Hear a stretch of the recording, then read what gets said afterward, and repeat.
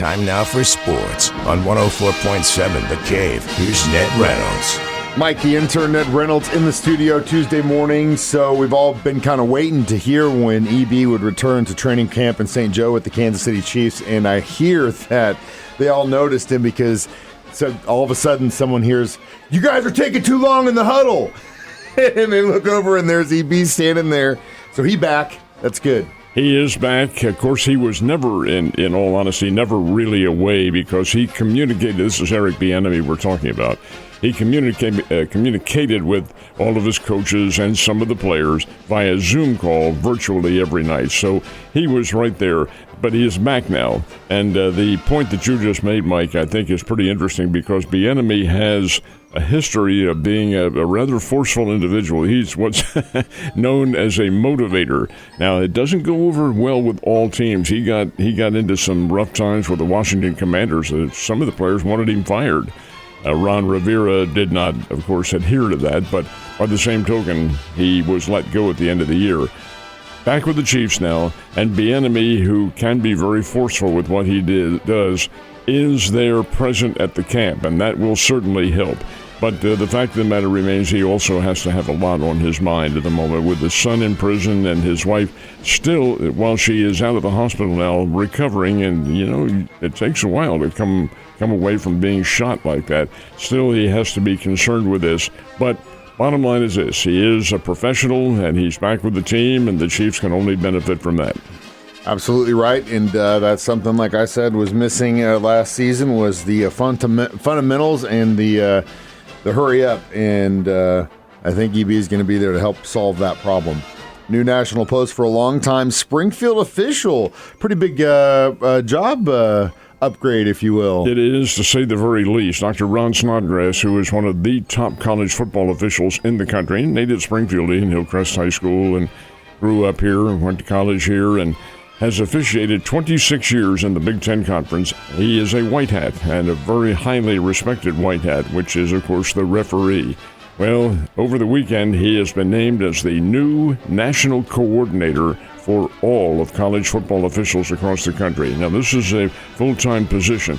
Dr. Snodgrass is a retired school principal. He was principal at Hillcrest and principal at Central and principal, they call them directors at Greenwood, but he was principal there as well. He's retired from that now. This is going to be a very interesting position for him because he will have governance now over college football officials and indeed a philosophy which he carries very well. He's a very strict official as to what should be done to clean up the game and keep it going. Congratulations to him. I have not been able to talk to him personally, but I have a feeling he won't be officiating with this new position. It'll take him a lot of places and create a lot of time circumstances involved, but nonetheless, an outstanding job. Definitely is, and that's definitely well-deserved. Congratulations. So we've seen the Kansas City Chiefs kind of throw some bows the last few days in training camp. It's hot. I get it. These guys are competing, and there are some, college rivalries that spill over sometimes. But the Las Vegas Raiders are no different. It seems like they're in a somewhat of a similar situation. Well, it's every team in the NFL has these little fracases that go on. This one with the Raiders wasn't a little fracas. And it involved two of the headline players on the team, which I think is significant. Kirk Cousins, of course, the quarterback, and Max Crosby, who is one of the fiercest defensive ends in all of football. Anyway, they're going through a scrimmage on Saturday, and apparently Crosby was not supposed to be in the backfield. I don't know what the situation was, but a pass by Cousins got tipped, and he didn't like it. He did not like that at all. Now, Cousins out of Michigan State is not a small person. He's tall, and he's well over 200 pounds, maybe 220, 230, somewhere around there. But he's not Max Crosby, not a defensive end. And the quarterback went after Crosby. The two of them went head-to-head, face-to-face, about to have fisticuffs, and cooler heads prevailed. The two were suspended from practice for the rest of the day, but they were back yesterday, and things have calmed down, as they always do with these very, very intense summer workouts. What is of interest to me is the Chiefs' first game, which is coming up on Saturday afternoon. Now, get this. It's a Saturday afternoon, folks. Saturday afternoon game at Arrowhead Stadium. the floor of Arrowhead Stadium, and I use that's the base where they play the games, is hot. H-O-T. And it's going to be something like 100 degrees up in Kansas City on Saturday. Wow, that's going to be a heck of a test. First exhibition game, certainly the players will be shuttled back and forth, and it's an exhibition, so the point of winning, you always go out to win, but the point of winning is not so intense as it has been. But that's going to be a heck of a physical challenge for them. Yeah, it's going to be a physical challenge for all the guys and gals that are on the lot drinking all day before they go into the game. They better watch their step. Oh, absolutely. And if you are sitting there going, well, aren't you going, Mike? Well, it's the first game of the year. I got to be here to make sure everything works. So I'm sorry, but also the fact that it's going to be. You know what's interesting is I'm looking at the temperature going, man, I don't know if I want to deal with that. But the Miami game, when it was super cold, I was like, I can handle that. So you obviously know that I have an aversion to heat. That is for sure. You are different from this old man right here. With the hot temperatures, yes, you're uncomfortable, but you're not going to lose your fingers like you would when it's 5 below zero. Wear gloves, Ned. Wear gloves. They don't work. Not at that temperature.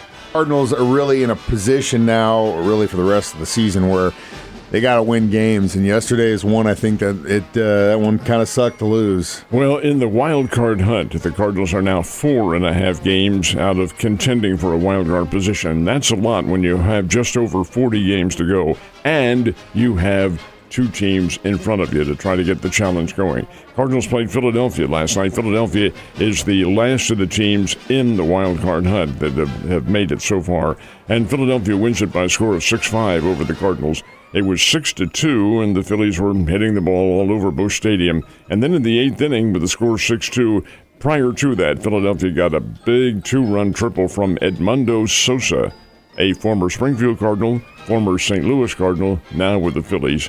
And he smacked one into left center field, and a couple of runs came in, and it was 6-2. Well, the Cardinals came back with 3 runs of their own in the 8th inning, made it close, had the tying and potential lead run on base, could not get them home, and St. Louis went 1-2-3 in the 9th inning. Philadelphia 6, the Cardinals 5, and yeah, that does hurt the Cardinals. But for Philadelphia, which is hanging on to a wild card post, they had to win because San Diego, the team right on their heels, also won last night. Royals had another tough loss against the Dodgers. Could have taken that one, which would have put them at 50. Still sitting at 49 games this year. Well, Tariq Skubal was the pitcher last night. Of course, they had a huge crowd. This was his debut at Dodger Stadium, and it was really kind of a mediocre debut. He did not overpower. Had 6 strikeouts through 5 innings. And the Royals, especially Jack Caglione, were able to tattoo him pretty good. Caglione had a 2-run homer and another RBI. He had 3 of the Royals' first runs in the game.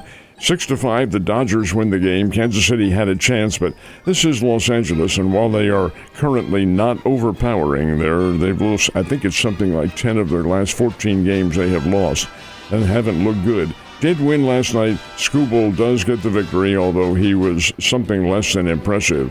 And the Dodgers, I think, probably have a few concerns right now, but all teams go through slumps. We've talked about this during the course of the season.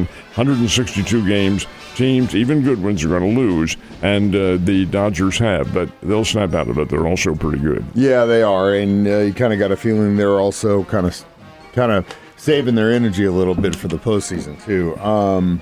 Got your old big dusty book of facts in here.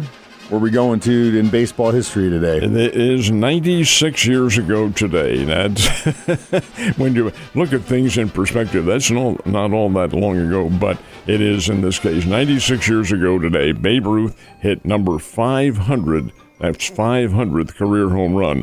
Obviously, he was the first player ever to do so since he had more home runs than anybody else in history. Of course, he went on to bash 714. But 96 years ago, number 500, and the parade of home runs kept right on coming. Ned, have a great day and hydrate as much as possible. I'll see you tomorrow.